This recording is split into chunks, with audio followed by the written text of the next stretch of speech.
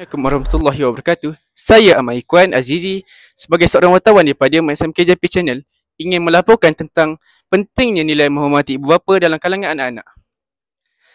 Tidak dinafikan lagi, nilai ini patut diterapkan dalam didik anak-anak sejak mereka kecil lagi agar mereka dapat menghargai jasa dan tidak melupakan jasa ibu bapa seperti kacang melupakan kulit. Pada masa yang sama, ibu bapa juga memainkan peranan yang signifikan dalam mendidik anak-anak mereka menghormati orang yang lebih tua. Hal ini dikatakan sedemikian kerana anak-anak boleh diibaratkan sebagai kain putih yang suci dan murni. Ibu bapa ialah yang bertanggungjawab untuk mencorakkannya.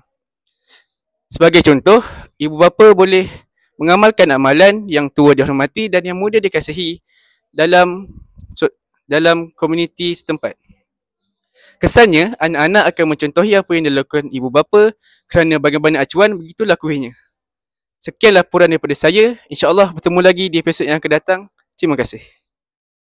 Assalamualaikum dan salam sejahtera. Saya Nur Airis Najamiti Muhammad Nasharuddin, wartawan dari SMKJP Channel, ingin melaporkan mengenai isu buli yang semakin meruncing dalam kalangan warga sekolah.